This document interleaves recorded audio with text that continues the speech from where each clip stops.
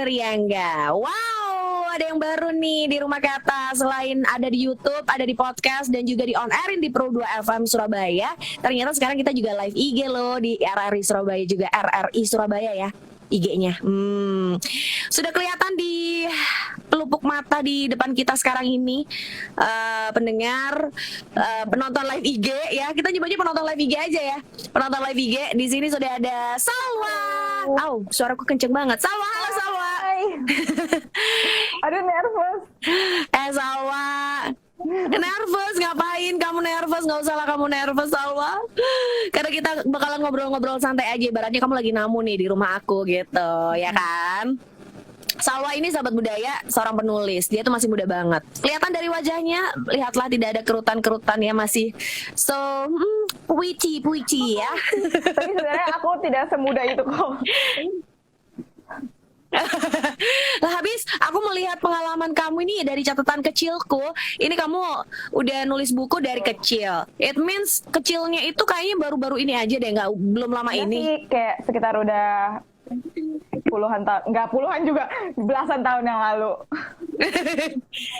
belasan tahun yang lalu ya. Tapi ngomong-ngomong sekarang kamu lagi kuliah, sekolah, atau udah lulus nih kuliahnya? Masih mahasiswa ya, soalnya kan belum lulus. Tapi aku udah skripsi. Tepat waktu? Telat banget. Termasuk yang telat banget. Aku masih skripsi. Terus? Iya, jadi sekarang kesibukannya kayak masih udah belajar, ngerjain skripsi, sama lagi nulis buku lagi. Oh gitu. Jadi totally kamu sudah mulai nulis dari umur berapa? SD kelas 6 kali ya. Itu berarti sekitar 11 tahun. Umur aku 11 tahun. Wah, SD kelas 6? 11 tahun. Umur kamu 11 tahun. Sekarang kamu sudah kuliah. Oke, catat. Berarti kira-kira sudah berapakah umur Salwa? 13 tahunan dah. Ketahuan dong umurnya. Oh gitu. Oke, jadi gini, kamu sudah nulis dari kelas 6 SD, umur 11 tahun. Gimana bisa tuh anak 6 SD udah kepikiran untuk nulis? Karena ini yang aku inget ya, pas aku kelas 6 itu di kamar aku ditaruh komputer, cuma kayak komputernya tuh nggak kekoneksi ke internet kan. Jadi kayak aduh ngapain ya ada komputer, main game, karena aku juga anaknya bukan yang terlalu games banget. Terus ya udah akhirnya aku iseng-iseng nulis di komputer dan keterusan tuh sampai lulus SD. Cuma yang aku pikirin itu kayak aku kan SMP-nya boarding school, dan boarding school itu kan nggak boleh bawa laptop gitu. Jadi aku pikiran ya udah giliran udah suka nulis, tiba-tiba harus berpisah dengan komputer ini. Yaudah akhirnya aku nulis di buku tulis pas kelas 7 itu sampai bener-bener manual nulis di buku tulis sampai kelas awal-awal kelas 8 lah. Terus nggak tahu kenapa kelas 8 kelas 9 mungkin karena udah asik sendiri kali ya sama teman-teman dan sama belajar juga, jadi aku berhenti nulisnya kelas 8 kelas 9. Terus pas SMA aku sekolah di Bekasi, jadi suka nulis lagi. Gitu. Jadi sempat break gitu. Lah kamu waktu ada sempat break. Tapi waktu kamu nulis awal itu, dikala kamu mempunyai sebuah komputer tapi kamu tidak tahu mau ngapain, terus akhirnya kamu nulis, yang kamu tulis apa di situ? Ngarang aja ngasal. Masih ingat nggak?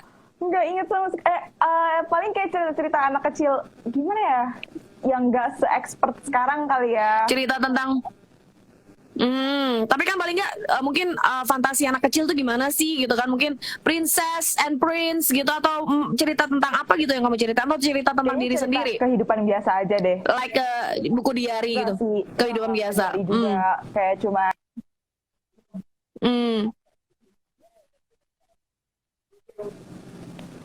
Oke, Salwa, aku kehilangan suaramu. Gimana? Aku nulisnya kehidupan si A temenan sama si B kayak gitu.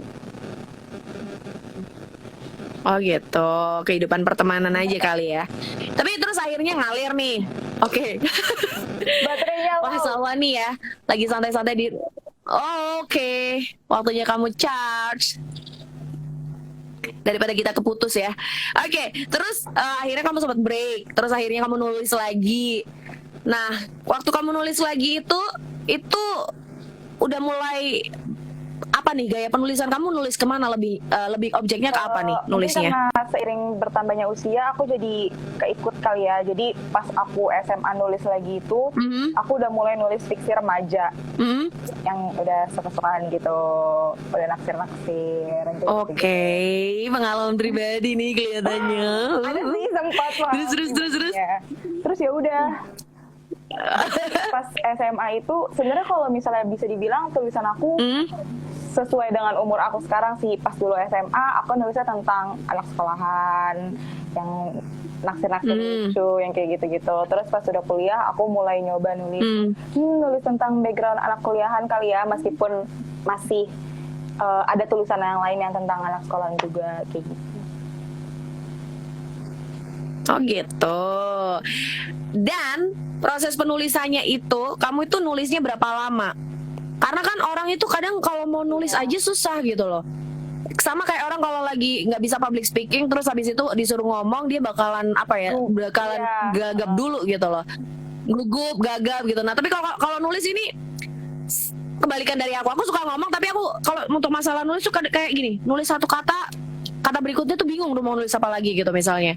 Jadi gimana nih? Kalau seorang Salwa itu proses kreatifnya seperti apa nulisnya? Aku juga kadang-kadang ada momen-momen ketika aduh nggak tahu nih mau nulis apa. Jadi itu aku nulis sebenarnya aku nggak tahu ya ini bisa disebut dengan kelebihan atau justru kelebihan yang rada-rada nyusahin. Soalnya aku tuh biasanya kan kalau misal penulis tuh suka membaca ya. Maksudnya dari situ dia bisa tahu banyak kata, banyak ideas, pokoknya kayak masukan-masukan gitu. Cuma aku tuh nggak terlalu suka baca karena aku orang gampang jenuh gitu. Tapi sisi lainnya adalah aku suka nulis, suka ngarang. Jadi aku kalau misalnya bilang progres nulisnya kayak gimana, kayak ya udah karena aku suka bercerita. Kenapa nggak ceritanya itu aku tulis aja daripada aku omongin gitu. Ini barusan ada yang gabung namanya Farid Saputro, dia bilang dia jago nulis soalnya halu. Emang kamu orangnya haluan gitu? Siapa tuh Farid tuh? Temen aku. Oh gitu. Halu gimana Farid? Cerita dong. Boleh nggak apa-apa sekalian buat penonton live IG-nya RRI Surabaya sekarang di Rumah Kata. Boleh nih, boleh banget kalian komen-komen ya. Jadi kasih tahu nih, siapa tahu ada yang kenal sama Salwa, pernah baca bukunya. Boleh ceritain pengalaman baca bukunya seperti apa. Boleh ya, langsung ya. Oke, kita tungguin komen-komennya. Tapi nih buat penonton live IG, kita istirahat dulu, jeda sebentar. Salwa sabar dulu, nanti kita bakalan ngobrol lebih lanjut lagi ya.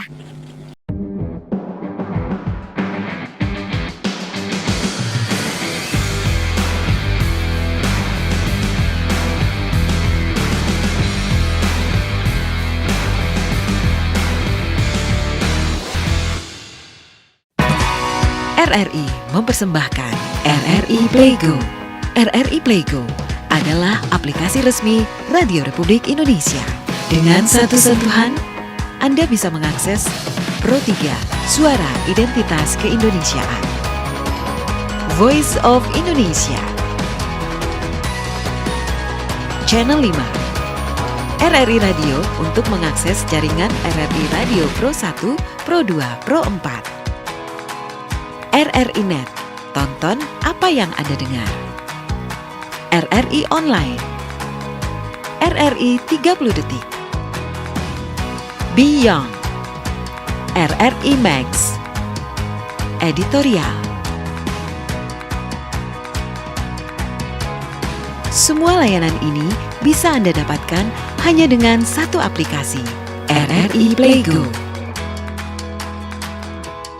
Oke, kita lihat lagi ya komenan-komenan yang lain, penonton live IG RRI Surabaya. Yang jelas hari ini di Rumah Kata ini edisi pertama, episode pertama Rumah Kata Live IG ya. Jadi langsung aja yang mau komen-komen silahkan. Dan kebetulan sekarang lagi ada penulis muda yang jago banget nulis lah, bisa dibilang begitu, karena dia udah nulis dari kecil, dari dia masih kelas 6 SD gitu kan.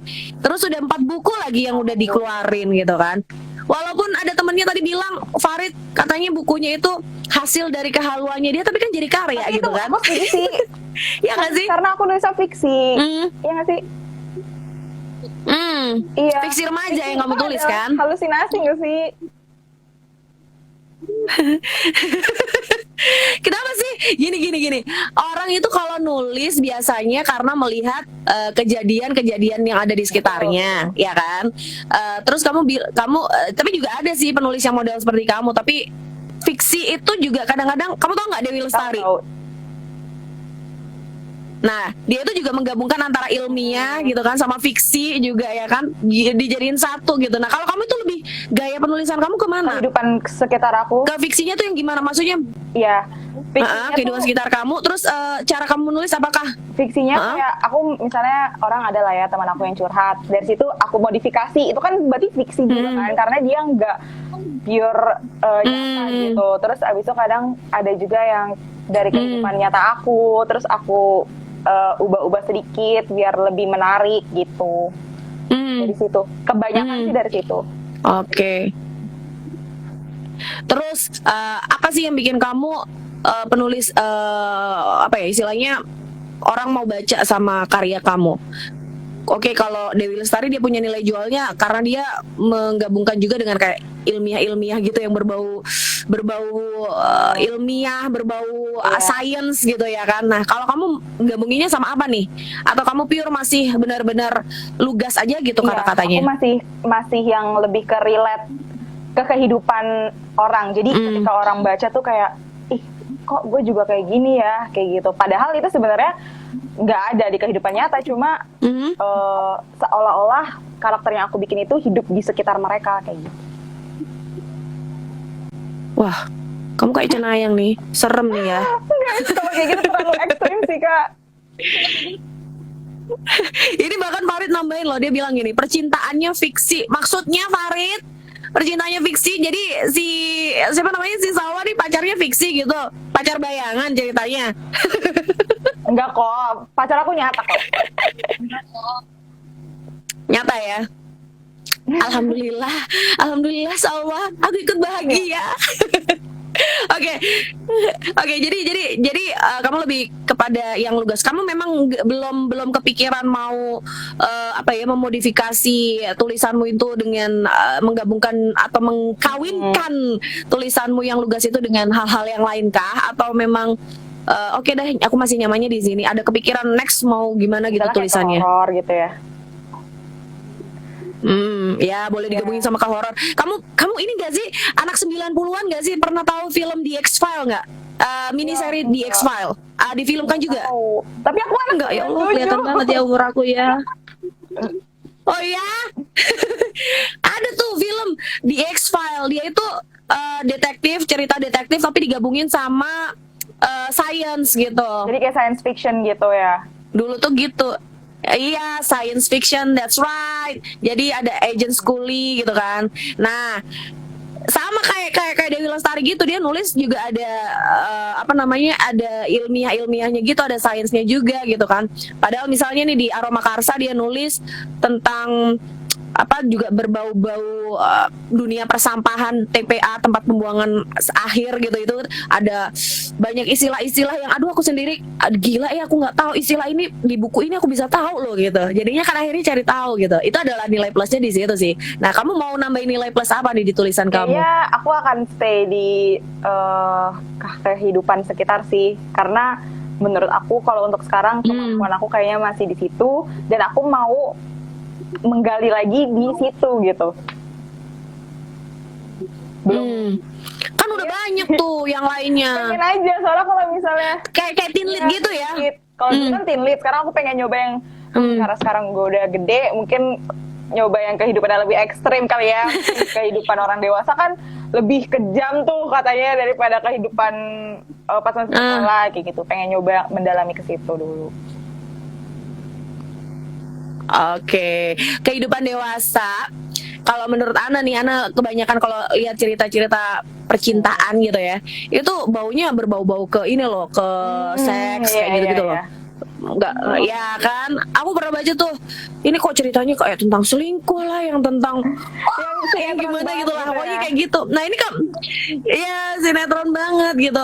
Apa kamu bakal seperti itu atau mungkin kamu punya kacamata sendiri untuk gaya penulisan kamu nanti? Aku sih lebih kepada konflik batin orang dewasa kali ya. Maksudnya kan ada hal-hal yang mungkin orang dewasa itu ngerti, tapi pas kita dulu zaman sekolah kayak, ih kok dia egois banget ya, ih kok dia gini banget ya. Cuma pas kita udah gede kan pasti kita mikirnya, oh iya ya, lebih apa ya, lebih terbuka aja gitu dan lebih bisa memahami orang. Mungkin aku akan mainnya di situ ketimbang yang kayak tadi kakak bilang yang orang bla bla bla bla yang ekstrim gitu.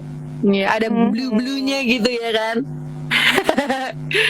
Nggak takut nih apa namanya, orang bakalan apa ya, standar gitu. Kamu mau meyakinkan pembaca kamu dengan gimana? Ada sih sebenarnya pasti perasaan khawatir kayak, karena sekarang kan udah banyak banget cerita-cerita kayak iya benar, pasaran lah gitu ya istilahnya. Cuma aku sih selalu yakin kayak gini, dari sekian banyak orang ada aja yang beda dari tulisan kita sama tulisan orang lain. Kayak misalnya aku juga punya teman nulis nih, dan di sekian banyak teman nulis itu aku ngerasa kayak kita kan sama-sama nulis dan genrenya sama, cuma kok tulisan kita beda ya gitu. Jadi lebih kepada gimana orang mengenali kita lewat karakter tulisan gitu sih. Itu yang membedakan setiap penulis kalau menurut aku. Terus kamu belajar nulisnya sendiri tuh otodidak atau ada yang pernah mengarahkan kamu gitu? Otodidak. Pure otodidak. Terus ada nggak sih yang akhirnya mengkritisi gitu? Ada nggak yang pernah kasih kritikan sama Kritik kamu? pasti ada ya. Cuma kalau sampai yang kayak bener-bener expert, maksudnya dia adalah sebuah maksudnya profesionalnya itu suka kritik novel, suka kritik bacaan, itu aku nggak pernah dikritik sama orang yang seperti itu. Aku paling dikritik sama pembaca aja kayak, Kak mungkin baiknya gini kali ya, gini. Aku kayak oh iya juga sih. Ya paling itu aku catat kayak sebagai masukan kayak gitu. Lebih ke alur ceritanya ya kayaknya kalau pembaca tuh. Kayak pengennya mereka mengharapkan pengennya, iya benar. ya nggak sih, mengharapkan keinginan mereka sendiri, ya nggak sih? Iya. Ya kamu aja yang nulis. Ekstrim. Nggak, bercanda. Oke, kita jeda lagi ya pendengar, tapi yang jelas ini bisa dilihat di live IG sekarang di RRI Surabaya, juga bisa di podcast, YouTube, dan bisa didengerin di 95,2 Pro 2 FM Suara Kreativitas RRI Surabaya.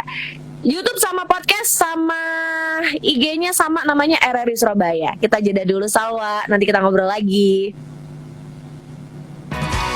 RRI mempersembahkan RRI Playgo. RRI Playgo adalah aplikasi resmi Radio Republik Indonesia. Dengan satu sentuhan, Anda bisa mengakses Pro 3 Suara Identitas Keindonesiaan, Voice of Indonesia, Channel 5, RRI Radio untuk mengakses jaringan RRI Radio Pro 1, Pro 2, Pro 4, RRI Net, tonton apa yang Anda dengar, RRI Online, RRI 30 Detik, Beyond, RRI Max, Editorial. Semua layanan ini bisa Anda dapatkan hanya dengan satu aplikasi, RRI Playgo. Lanjut lagi. Jedanya nanti waktu untuk Pro 2 nanti di on air di Pro 2 kan nanti bakalan ada musik di situ, ada lagu gitu. Tapi ngomong nih ya, aku belum ulik-ulik kamu soal karya-karya kamu. Sampai sekarang katanya ada 4 buku fiksi remaja. Judulnya apa yang aja? Judulnya Abianka. Terus yang ya Abianka. Ini tahun berapa nih ditulis nih? 2014 kayaknya. 2013 2014. Oke, di antara 2013 2014. Terus yang kedua Oke, ada terus Maps. ada apa Dan lagi? Maps itu ditulis setelah aku nulis Abianka. Jadi Abianka aku selesai, terus aku langsung nulis lagi judulnya Maps itu. Tapi dia terbitnya barengan. Iya. Oh iya. Jadi aku nulis Oh gitu. Ya jadi terbitnya 2013 2014 itu. 2016 justru. Oh, I see. Jadi proses menulisnya itu 2013 2014, tapi baru diterbitin 2014. Sorry, 2016. Ya Allah. Di pikiranku tuh 2016, kenapa keluarnya 2014? Sinkron. Oke. Oke, terus karya yang ketiga apa? Ini dari masjid nggak apa-apa ya? Adan. Iya nggak apa-apa. Atau boleh ini, Pak Produser gimana nih, ada Adan? Boleh berhenti Bukan dulu aja atau gimana? sih, kayak sholawatan gitu. Apa? Oh, sholawatan. Oke, lanjut. Oh iya ya, sama aja ya. Mungkin sekarang sholat duhur, ya Allah. Iya kan, lupa aku. Oke, nggak apa-apa, lanjut aja. Dikit, nggak masalah. Oke. Nggak masalah, kita kan masih ngobrol. Ya udah, siang ini ada yang nyapa nih, Nabila Febrianti. Halo siang Nabila, boleh tanya-tanya ya? Ini lagi ngobrol sama Salwa, penulis fiksi remaja, buku-buku fiksi remaja. Dan dia udah ngeluarin 4 buku, udah nulis dari kelas 6 SD, umur 11 tahun, which is itu umur yang masih sangat muda sekali untuk menulis. Anak 6 SD itu biasanya main Barbie, main bongkar pasang, main mobil-mobilan. Kenapa dia malah nulis, ya kan? Ternyata tadi udah diceritain kalau di kamarnya ada komputer, daripada nganggur komputernya karena nggak koneksi sama internet, dipakailah untuk nulis-nulis, ketik-ketik gitu. Terus akhirnya keterusan suka nulis. Tapi dari keluarga kamu sendiri ada yang suka nulis nggak sih? Nggak Salwa? ada, Kak. Cuma aku doang. Maksudnya keluarga inti ya. Jadi kan iya, keluarga inti, bokap nyokap ada yang ini nggak, ada yang penulis gitu? Nggak ada. Mereka ini pekerja ini. Iya. Kantoran gitu. Orang kantor. kamu punya bakat ini sendiri ya? Itu sebenarnya kayak, kok tiba-tiba gue nulis ya gitu di antara hiruk-pikuk kehidupan ini. Oke, nggak masalah. Kadang-kadang maknya seorang pengacara, anaknya penyanyi gitu ya Beda kan? ya karirnya. Beda karir, beda rezeki ya kan? Tapi ini selain ada Abianka, ada Maps, terus ada apa lagi? Ketiga itu aku nulis Feel Real judulnya. Iya. Feel Real, oke. Ini yang aku tahu, Feel Real ini kalau nggak salah covernya itu warna merah, warna putih gitu ya. Terus yang keempat, itu tahun berapa? Feel Real itu aku keempat? tahun 2016-17. Bukan. 2018, sorry. 2018 aku ngeluarin lagi. 2018. Terus aku ngeluarin lagi 2019-nya kalau nggak salah, tulisan Gani judulnya. Aku lupa deh tapi tahunnya, tapi sesuai ininya sih setahu aku kayak gitu. Feel Real dulu, terus tulisan Gani. Tapi untuk ceritanya sendiri kamu masih ingat nggak? Masa aku lupa tulisan Gani? cerita aku. Ya siapa tahu tahunnya aja lupa, ya kan? Tapi Abianka ini nama seseorang nih. Abianka ini bercerita tentang apa? Cerita tentang, singkat aja kamu cerita. Ya, anak sekolahan, terus biasalah ada anak baru, terus naksir. Tapi awal naksirnya itu gara-gara nama kita mirip banget. Yang satu namanya Randy Arbiansyah, yang satu namanya Rendita Bianca. Kayak bener-bener lo versi cowoknya, gue versi ceweknya. Terus dari situ baru itu kayak nge-triggernya gitu sih. Oke, ada aja dari sebuah nama ya. Nama mirip akhirnya jadi sebuah relationship. Betul. Gitu kan? Ide kecilnya itu sebenarnya itu, tapi akhirnya melebar gitu ya. Ada berapa halaman Abianka itu? Sorry. Kamu dalam menulis itu bisa dibilang penulis buku yang tebel-tebel atau yang tipis-tipis tuh? Alur ceritanya sih, aku bisa nulis yang tebel, aku juga bisa nulis yang cepat gitu. Kayak cuma 20 bab, tapi satu babnya dikit-dikit kayak aku bisa. Tapi bisa juga kalau misalnya alurnya mau dibikin yang ribet, aku juga bisa. Fleksibel. Ini ada yang tanya, Polka Pluto ini tanya, Kak Radin, kenapa karakter ceritanya bisa hidup banget? Kenapa? Coba bilang dong. Karena ditulis dengan hati. Itu sumpah. Sebenarnya itu dari dulu.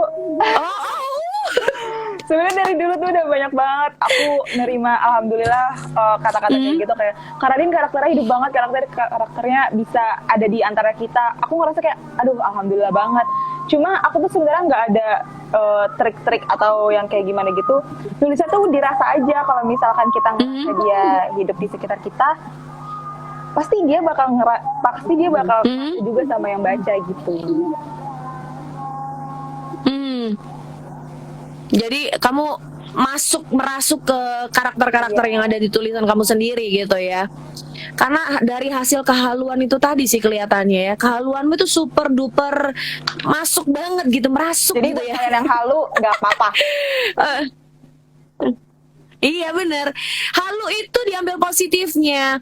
Kamu bisa buat tulisan atau mungkin bisa buat apa lagi ya Radin, kira-kira Salwa? Radin Salwa, namamu ini bingung aku mau manggil. Halu tuh menurut aku menghasilkan karya banget sih. Kayak misalnya nggak perlu novel, nggak perlu cerita panjang. Kalian bikin puisi aja menurut aku tuh bisa berasal dari kehaluan. Kayak misalnya kalian bayangin aja diri kalian tuh lagi sedih banget, kayak ditinggal orang yang kalian sayang. Tiba-tiba kalau misalkan kalian pengen nulis, kan jadi sebuah karya. Yes, benar. Atau buat ini apa namanya, lirik lagu, Betul. nyanyi, jreng jadi ya kan. Soalnya karya kreatif itu nggak ternilai, kayak apa ya, kayak lukisan gitu. Padahal kalau kita ngeliat ada lukisannya kalau gini-gini amat, tapi orang yang ngerti masalah lukisan bisa mahal banget gitu kan. Oke. Jadi ke sana, ngomongnya ke sini aja, ke karya-karya kamu. Abianka, Maps, Feel Real, sama tulisan Gani. Maps itu kayaknya peta ya judulnya, tentang maps peta gitu maksudnya. Tuh, apa tuh? Itu aku nulis Gara-gara lagu. gara-gara aplikasi. Itu tuh gara-gara lagu. Oh, Jadi lagunya Maroon 5. Oh, Ya, aku tahu. lagunya Maroon 5. Maroon 5 Dan ya. yang bikin aku ngerasa kayak ih, ini maksudnya relate banget sama cerita yang bakal aku tulis. Jadi ya udahlah, judulnya itu aja kali ya. Kalau nggak salah tuh liriknya kayak gini. Ketika aku lagi sedih banget, lo tuh di mana gitu. Ketika gue cari tuh lo nggak ada, kayak gitu. Jadi kayak ini kan judulnya. Jadi kayak gitu deh. Maps gitu. Jadi bukan karena Maps-nya Maroon 5 kamu akhirnya menulis Maps, tapi kamu sudah punya idenya, terus dikaitin aja gitu sama lagu itu gitu kan.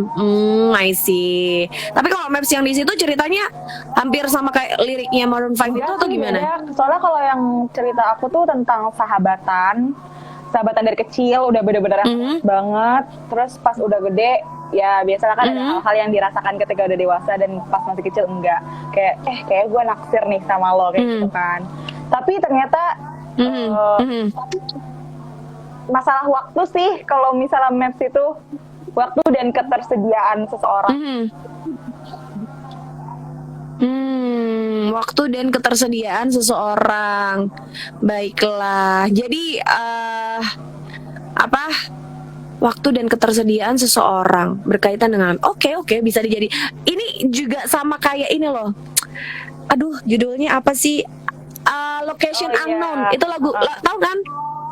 Ya, agak mirip itu kayaknya. Tapi ya nggak sih? lagu itu belum keluar kayaknya deh.